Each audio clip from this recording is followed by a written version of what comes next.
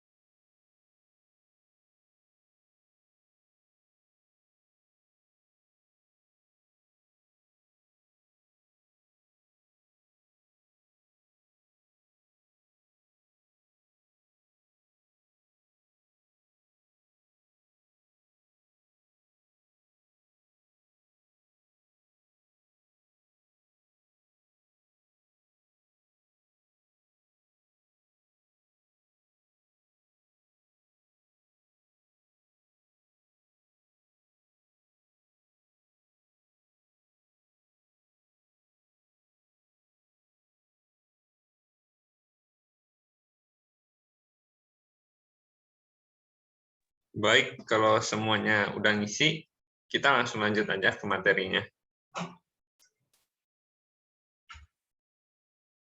Sebentar saya share screen.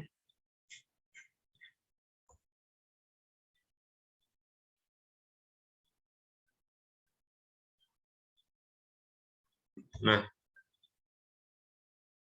hari ini kita mau belajar di kelas mengenal videografi ini. Sebelum kita masuk ke videografinya sendiri, tapi kita mau mengenal tentang video sendiri. Video itu apa? Sebenarnya video adalah suatu medium elektronik yang bisa berfungsi sebagai media perekaman, siaran, dan juga penampilan perkumpulan media visual yang bergerak. Kalau video sendiri dari masa lalu berasal dari frame-frame gambar super kecil yang dikumpulkan menjadi satu hasil dengan jangka waktu yang real. Saat ini pembuatan video hanya tinggal membuka aplikasi di Gawai, cuman hanya tinggal pencet tombol rekam, dan kita bisa merekam sebebasnya kita mau, dan setelah itu videonya bakal disimpan di Gawai yang kita pakai tersebut. Video ini juga bisa direkam dari kamera yang lebih canggih, karena ia memiliki resolusi yang lebih besar. Padahal secara teknik videonya sendiri sebenarnya lebih besar daripada itu, daripada sekedar merekam di HP seadanya dan semudah itu. Dan ini berasal dari wikipedia.com. Setelah itu kita baru bisa masuk ke elemen-elemen standar pada video.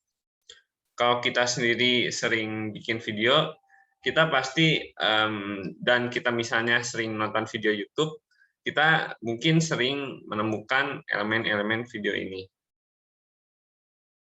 Yang pertama adalah konten.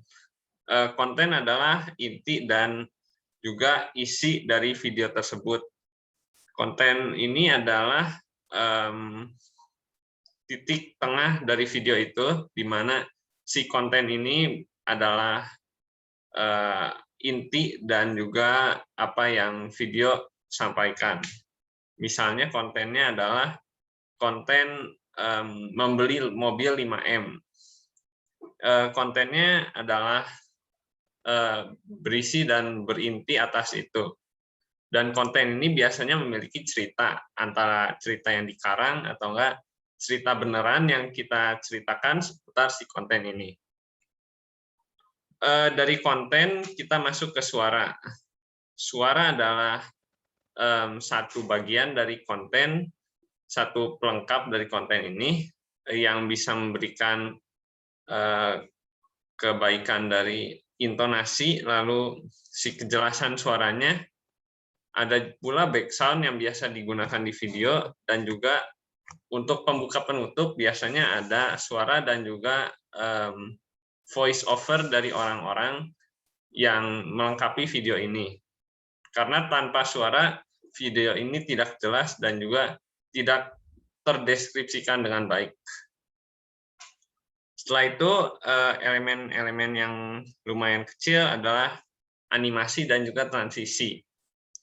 Animasi apa? Animasi adalah pengganti objek semi-real yang dimasukkan ke dalam suatu video. Misalnya ada animasi pocong di balik sesuatu yang kita sedang rekam. Tentunya itu nggak bisa dilakukan secara beneran, mungkin bisa, tapi terkadang terkadang ada kendala-kendala yang menyebabkan kita tidak bisa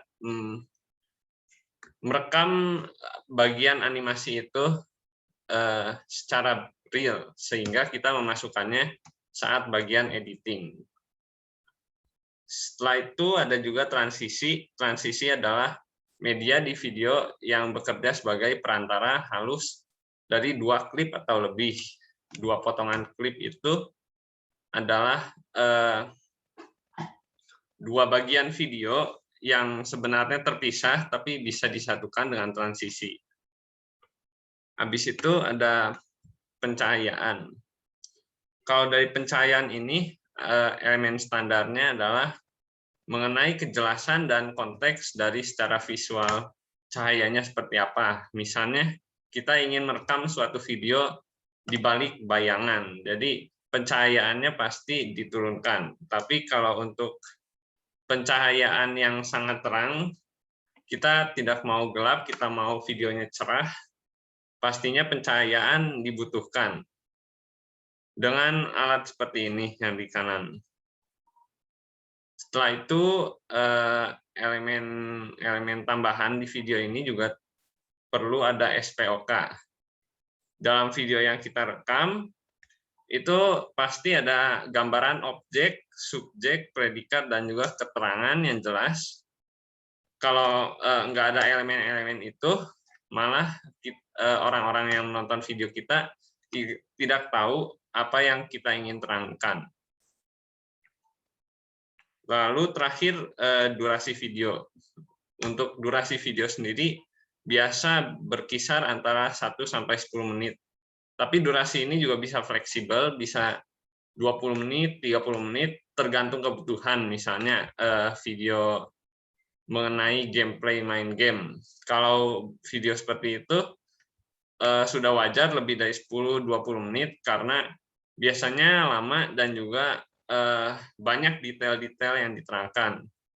Sementara kalau misalnya untuk video musik, lagu pop yang sedang hits gitu, biasanya hanya berkisar sekitar 5 menit, karena itu adalah emang standar kesesuaian videonya sendiri. Kalau kita mendengar lagu selama 10 menit kan pasti kelamaan. Tapi kalau mendengar lagu 1 menit juga terlalu sebentar. Jadi disesuaikan dengan kebutuhan saja. Habis itu ini juga ada tahapan pembuatan video. Kalau buat tahapannya sendiri sih ada 3 yang utama, yaitu preproduksi, produksi, dan juga pasca produksi. Kalau kita bikin film juga sebenarnya mirip-mirip dengan itu tahap pembuatannya, hanya saja ada marketing di akhir-akhir. Jadi marketing ini adalah publikasi yang benar-benar luas supaya orang-orang bisa menonton film ataupun video kita. Untuk preproduksi ada script development dan juga budgeting, di mana kita merancang dan memutuskan ide-ide dan hal-hal apa yang mau kita buat di video ini. Lalu pada saat produksi kita melakukan produksi video di mana kita merekam videonya, menyesuaikan settingnya, dan juga menjalankan apa yang kita tulis pada skrip. Terakhir juga setelah pasca produksi itu ada masa editing video dan juga publikasi video sendiri. Jadi ini tahapan planning. Setelah aku riset, tahapan planning ini bisa tergantung dari jenis video. Kalau dari samping ini ada tabel planningnya yang biasa kita pakai untuk bikin suatu video secara profesional. Kalau tahapan planning ini sebenarnya bisa rumit, bisa juga sederhana. Jadi awalnya pasti kita perlu persiapan objek yang kita perlu di videonya. Kalau kita perlu objek yang mahal dan settingan yang wah, itu kita perlu budgeting dulu, dan akhir-akhirnya pasti urusannya ke duit, ke uang. Jadi kita perlu nentuin dulu level intensitas si keseriusan video yang kita buat. Apa itu keseriusan video? Bukan berarti serius atau tidak fokusnya kita terhadap video, tapi lebih ke seprofesional atau sesederhana apa video kita. Misalnya kita hanya mau bikin vlog perjalanan ke Jawa, itu sebenarnya level intensitasnya tidak perlu bagaimana karena kita cuma perlu alat-alat yang sederhana. Tapi kalau misalnya kita mau bikin satu film atau enggak drama yang lumayan membutuhkan properti dan settingan yang cukup banyak, itu pasti kita perlu serius juga dalam videonya. Dalam artian serius dalam mengeluarkan uang dan juga sumber daya yang kita punya. Setelah itu kita juga perlu planning tim. Tim ini adalah orang-orang yang bekerja di sekitar kita, supaya pembagian tugas di video ini bisa rata, lalu videonya bisa selesai sesuai dengan perannya masing-masing, dan juga efisien secara waktu dan tenaga kerja. sesuai dengan intensitas keseriusan videonya juga. Kalau tim ini bisa disesuaikan jumlah orangnya. Bisa dari mungkin kita tidak punya tim karena kita tidak kita membuat video yang sederhana, tapi bisa juga timnya sampai lebih dari 100 karena kita serius dalam membuat video ini. Terus setelah itu ada skrip narasi. Skrip narasi yang seperti aku berkata di slide sebelumnya, ini adalah script development. Jadi narasi ini adalah skrip yang kita buat supaya video kita ini punya alur. Misalnya alur videonya adalah perjalanan ke Jawa, kita nulis alurnya tiba di hotel dulu, kita merencanain apa saja yang mau kita video dan juga kita tampilkan nantinya. Jadi sudah ada alurnya, stepnya seperti apa, ada storyboard pula dari 1 sampai 10 misalnya. Jadi jelas alurnya harus detail pula karena kita bisa jadi tidak planning akan lokasi yang kita tempati gitu. Lalu jadi dari skrip narasi ini perlu ada 5W dan 1H. Misalnya kita perlu ada orang tambahan misalnya, atau enggak kita perlu berada di tempat seperti apa, kita perlu melakukan kegiatan seperti apa, direkamnya seperti apa, dan lain-lain lah. Jadi storyboard juga tidak jauh dari itu, hanya saja storyboard lebih detail ke secara visualnya, kita memvisualisasikan si video ini seperti apa. Misalnya rencana yang kita buat, kalau kita masuk ke penginapan, kita bikin storyboard-nya, kita membuat suatu simulasi di mana kita sudah menggambar dan merencanakan akan seperti apa adegannya. Dari sini lanjut saja ke pengolahan skrip. Jadi ini soal skrip yang akan kita buat. Kita pertama perlu membuat settingan. Kalau dari satu video itu bisa jadi 100% settingan, bisa jadi sama sekali real dan nggak ada settingan sama sekali. Misalnya settingannya adalah drama supaya penonton bisa lebih tertarik dan juga lebih memiliki rasa bergejolak ketika kita sedang menonton video. Atau enggak settingannya adalah barang-barang yang kita taruh di lokasi supaya memberikan suatu kesan ke penonton. Jadi setelah itu ada pula narasi yang asalkan menarik, bisa jadi highlight meskipun bukan bahan utamanya. Misalnya kita bikin cerita ada anjing yang hilang di videonya. Mungkin settingan, mungkin juga menarik, tapi ada hal lain yang bisa menjadi narasi dan juga bisa menjadi highlight meskipun bukan bahan utamanya. Misalnya awalnya kita emang ada perjalanan ke satu tempat, tetapi di perjalanan itu ada sesuatu yang kita temukan yang menarik, yang bisa jadi highlight dari perjalanan itu, meskipun sebenarnya bukan bahan utama. Lalu pengolahan skrip ini juga perlu ada waktu dan tempat. Kita perlu merencanakan waktu dan tempat yang kita pakai itu akan seperti apa. Dan setelah itu kita perlu menyiapkan peralatan yang dibutuhkan. Kita perlu aksi dan juga kita perlu komitmen dalam apakah sudah maksimal atau belum dalam peralatan yang kita butuhkan. Misalnya kita perlu ada peralatan 5, tapi kita hanya punya budget seperti apa. Jadi kita perlu berkomitmen dalam beberapa peralatan saja, atau enggak kita perlu berkomitmen dalam mengambil resiko. Terakhir juga improvisasi.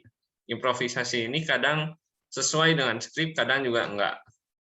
Kalau improvisasi ini biasanya terjadi pada sesi produksinya. Jadi sebenarnya improvisasi ini adalah suatu cara yang kita lakukan supaya kita bisa menambahkan kualitas dari skrip ini dengan keluar sedikit dan bikin suatu variasi dari yang awalnya kita rencanakan. Ini jadi buat tahap produksi videonya. Ini ada hal-hal yang kita butuhkan saat produksi videonya, yang harus sesuai skenario dan juga skrip serta timeline. Kalau untuk peralatannya, kita biasanya butuh 2 kamera tripod, 1 profesional, 1 kamera portable. Untuk 2 kamera ini, kita perlu 1 yang profesional dan 1 yang portable, karena kita tidak tahu apa yang kita perlu rekam. Kamera yang profesional itu kamera yang biasanya kita temui di fotografer biasanya, yang punya lensa dan scope yang sangat baik. Tapi kamera portable itu contohnya adalah kamera di gawai masing-masing kita. Jadi kita punya 1 kamera yang bisa dibawa kemana saja, tapi 1 kamera juga yang bisa profesional dan bisa merekam gambar dengan sangat baik. Tripod juga sangat dibutuhkan dalam suatu produksi video, karena tripod ini sifatnya adalah menetralkan getaran dan juga gerakan di kamera sehingga stabil dan bisa merekam video secara baik. Habis itu biasanya ada external microphone atau enggak boom microphone. Mikrofon ini adalah penangkap suara yang non kabel ataupun mungkin kabel tapi secara eksternal. Jadi bisa jadi misalnya sesi perekaman film, supaya tidak ada suara-suara lain dari lingkungan, ada mikrofon besar yang menjadi tiang di atas kita yang diarahkan ke sang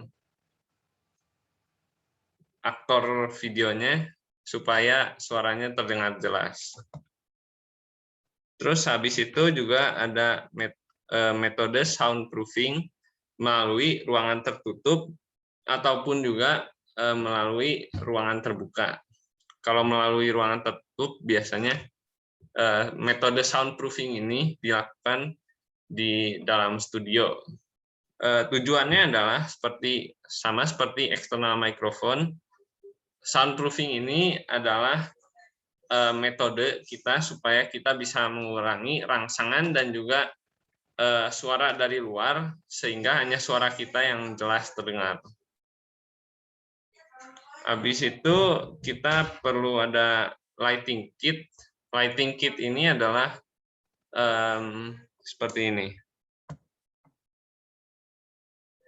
Ini lighting kitnya. Jadi ini adalah yang kita butuhkan di sesi perekaman video, karena kita perlu pencahayaan yang pas dengan subjek video kita. Terus ada yang namanya gimbal. Gimbal ini adalah suatu stabilizer dari kamera yang kita punya. Tujuannya adalah kalau kita bergerak dan juga kita merekam aksi di mana kita perlu menggerakkan kameranya, kita bisa merekamnya dengan stabil dan tidak goyang-goyang, nggak gugup. Terakhir, memory card kualitas tinggi. Ini sebenarnya cuma supaya bisa memuatkan hasil-hasil video yang kita sudah dapatkan. Untuk sesi produksi videonya ini, kita butuh fokus dan kritis dari semua aspek peran karena permintaan dan ekspektasi jauh lebih daripada bagian lainnya. Kalau sekali ngaco, semua ngaco ke depannya. Seperti yang aku alami kemarin-kemarin.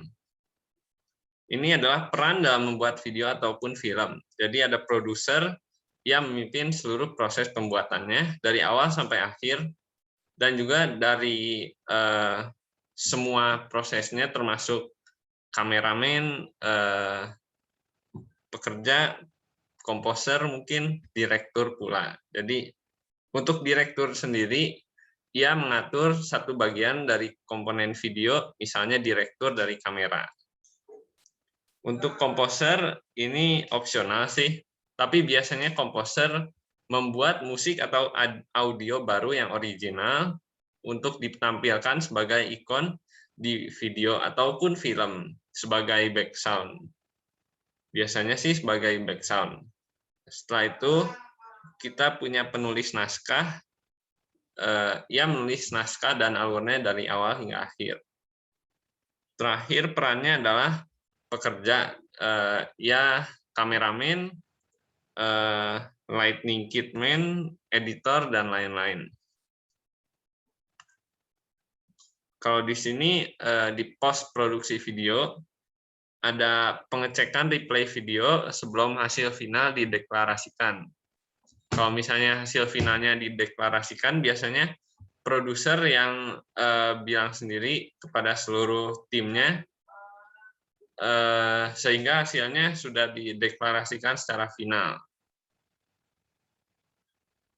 Habis itu ada tahap editing juga. Jadi setelah produksi video tentu kita perlu editing supaya kita bisa memperbaiki dan juga menambahkan aspek-aspek ke dalam video ini. Terakhir ada tahap finishing, di mana setelah editing kita mengkonfirmasi ulang apabila masih ada hal-hal dan kendala lain. Dan terakhir kalau sudah jadi biasanya kita publikasi. Jadi ini tahap editing video. Dari yang aku cari dan aku tahu, editing video itu terdiri dari filterisasi kembali klip yang mentahan dari setelah perekaman. Habis itu kita dari editing video ini kita bisa menambahkan elemen background, kita menambahkan animasi dari durasi dan lokasi tertentu, lalu kita nambahin transisi yang tidak lebay tapi juga tidak terlalu polos dan hampa. Terakhir juga kita punya yang namanya opening, closing, pembuka penutup, dan juga end credits. Ini tahap publikasinya. Untuk publikasi video, pertama kita perlu menentukan media publikasi apa yang akan kita lakukan dan juga pakai. Misalnya kita perlu publikasinya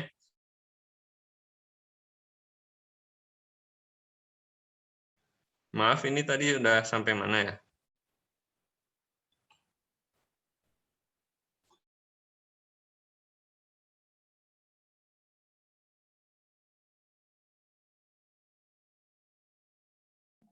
Kamu mulai dari slide yang tadi jelasin aja, soalnya dari situ udah putus-putus.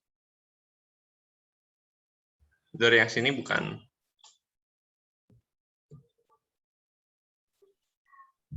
Iya.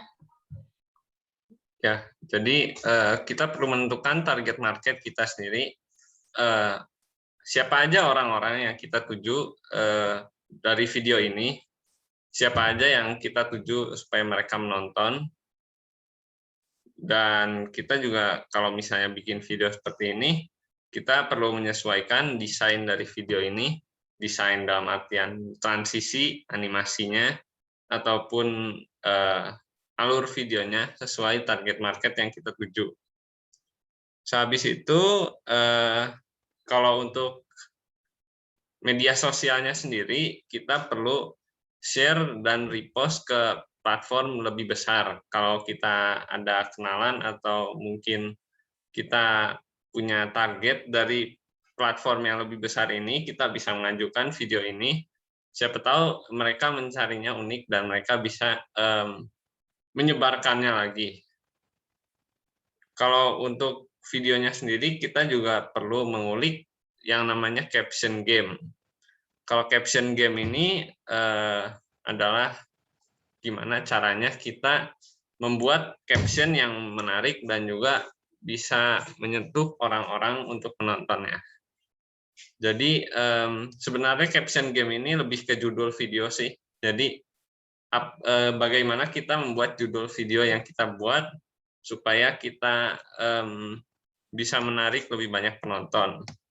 Misalnya memakai semuanya huruf kapital, jadi lebih terasa mendadak, terasa darurat, dan terasa sangat menarik itu mungkin. Dan terakhir, kalau untuk videonya sendiri, secara konsep supaya publikasinya bisa lebih baik lagi sih, kita perlu berada di dalam waktu yang tepat, di tempat dan media yang tepat, dan juga di saat yang tepat. Misalnya kita membuat suatu video yang mengcover satu konten yang sedang trending. Misalnya mengenai Squid Game. Kalau misalnya kita mempublikasikannya 6 bulan di depan, udah pasti lebih dikit orang yang nonton dong. Tapi kalau kita mempublikasikan video ini di saat ia bisa trending, di saat topiknya sedang trending, maka ia bisa menarik lebih banyak perhatian.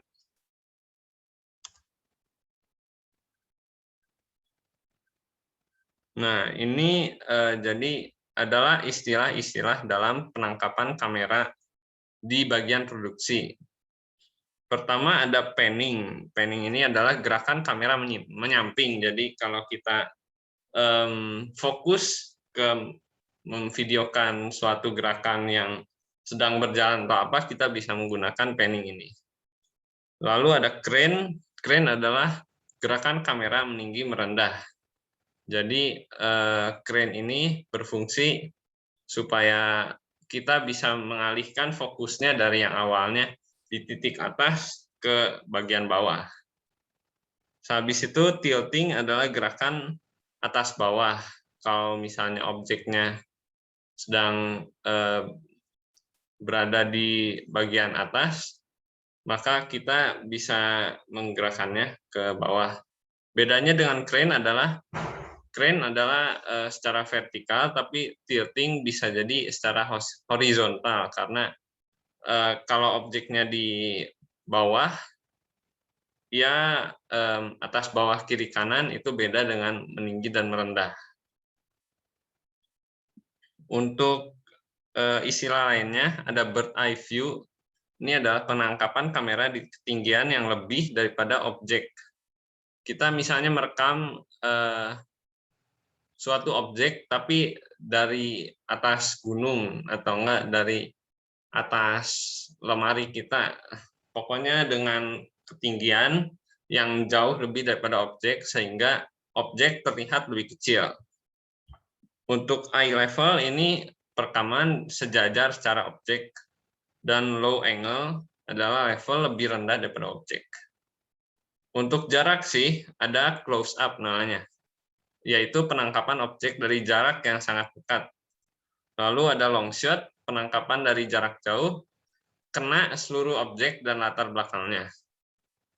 Lalu ada walk in atau walk away, di mana kita melakukan gerakan kamera mendekat, di mana mungkin objek atau subjek bergerak mendekati atau enggak menjauh dari kamera.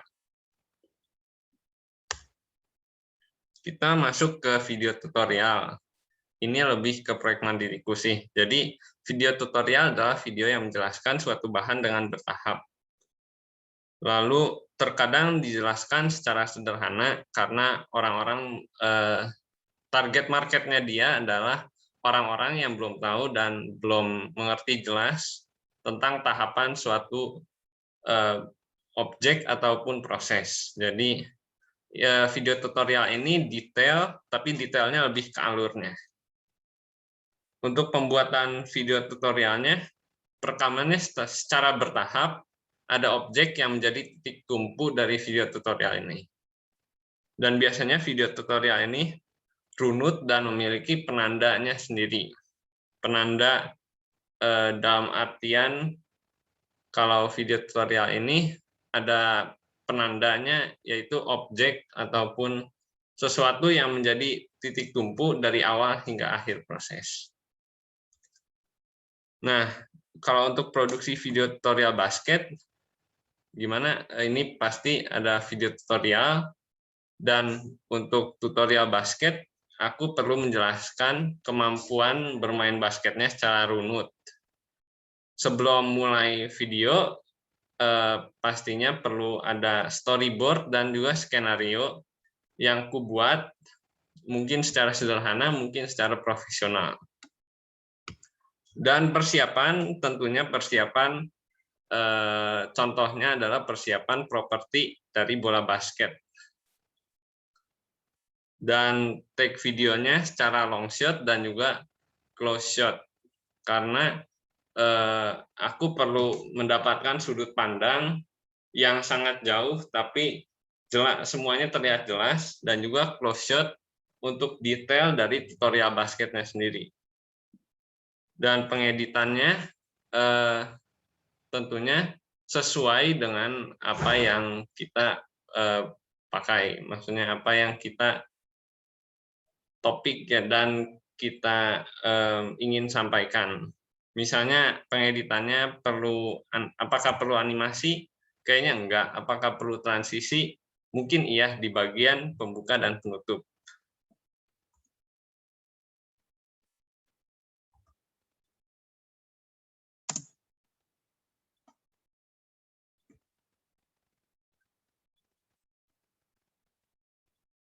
Jadi ini waktu itu video tutorial basket yang aku buat. Dan ini contohnya. Jadi ini ada permainan subtitle, di mana subtitle ini bisa menjelaskan tentang apa proses yang kita lakukan. Dan ini penangkapan kameranya secara long shot, tapi sebenarnya masih kurang jelas karena tidak ada subjek, hanya ada objek bola basketnya aja. Jadi ini prototipe dari video tutorial basket, tapi sepertinya ini waktu sudah berjalan terlalu lama. Sekian dan terima kasih. Apabila ada pertanyaan, sangat boleh untuk diajukan sekarang.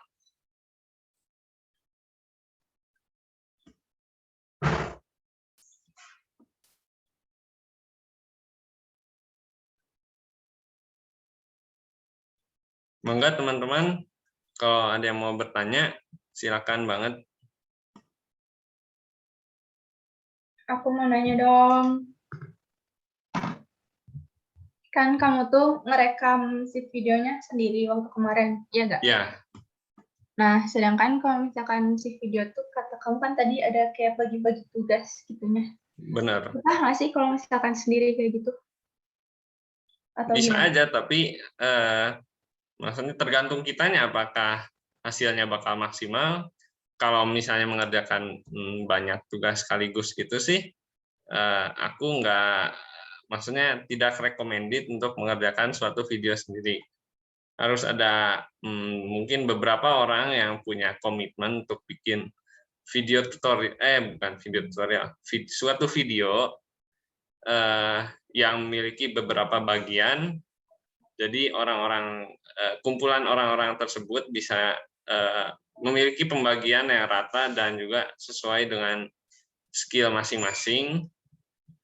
Sehabis itu supaya lebih fokus juga, makanya kita perlu ada pembagian tugas dengan orang lain. Kalau berdasarkan pengalaman aku sendiri sih, mengerjakan suatu video sendirian itu sangat nggak enak karena tidak ada fokus dan juga tidak ada prioritas. Misalnya aku menjadi produser sekaligus kameramen sekaligus direktur sekaligus editor misalnya, kan itu pembagian tugasnya terlalu banyak dan juga ribet, jadi mungkin ada kelupaan dari hal-hal kecilnya. Jadi mungkin kalau sendirian sih jelas lebih kurang optimal sih.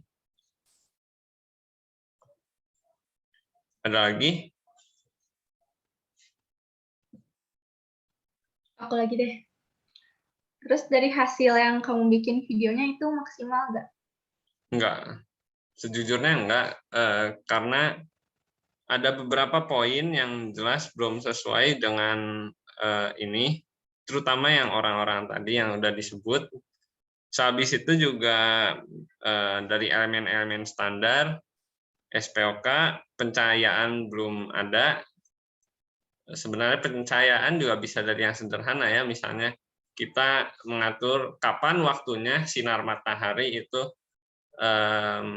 bisa sesuai dengan apa cahaya yang kita perlu. Habis itu juga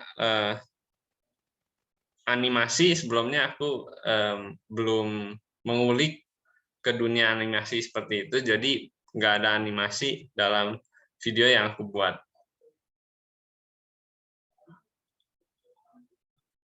Oh, ada pertanyaan dari Bintang. Untuk peralatan rekam, ada jenis-jenis tertentunya tidak dari masing-masing kamera? Adakah fungsi masing-masing dari setiap jenis kameranya, atau kamera hanya memerlukan satu jenis dan menggunakan berbagai aksesoris tertentu? Oke, kalau untuk kamera sendiri,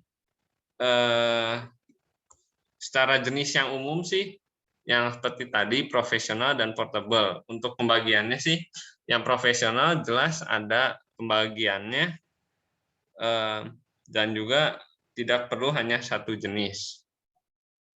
Tapi kamera portable itu sebenarnya lebih ke merekam hal-hal yang mungkin kita tidak expect dan juga hal-hal yang menarik yang tidak disetting dan juga tidak apa ya, tidak perlu ada persiapannya, misalnya kayak ada sesuatu hal yang terjadi ketika kita sedang menempuh suatu perjalanan ke sekolah. Jadi kalau ada hal yang menarik atau apa dijadikan konten video, kan tidak mungkin kita pakai kamera yang profesional, jadi pakainya langsung bawa portable, langsung rekam.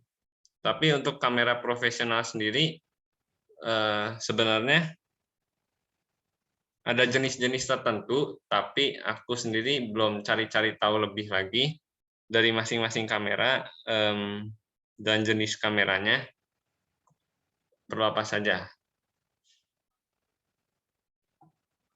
Kalau setahu aku sih, untuk kamera sendiri pastinya ada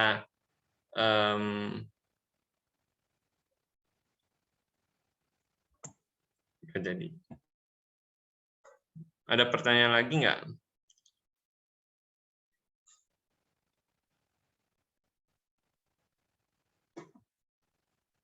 Untuk kamera profesional, adakah nama khususnya? Bisa dikasih contohnya?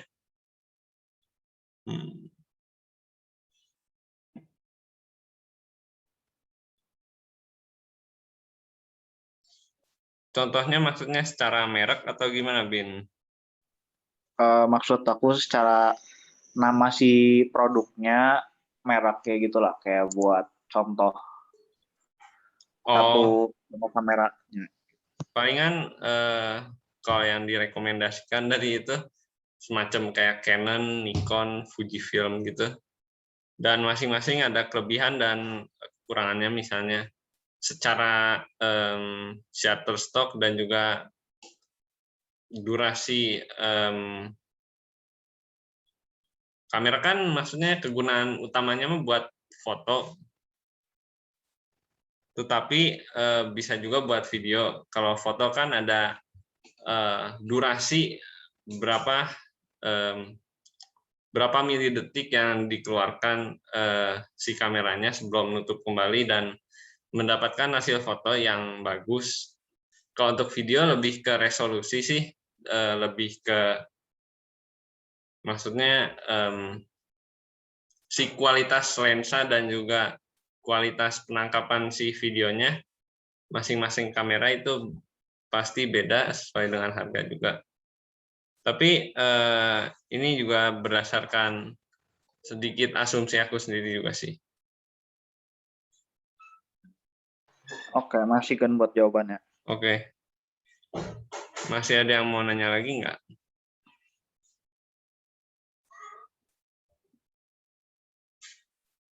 Kalau tidak, mungkin kita bisa langsung ke post testnya aja.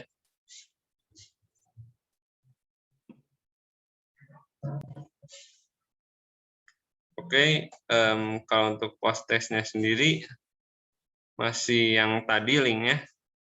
Sebentar.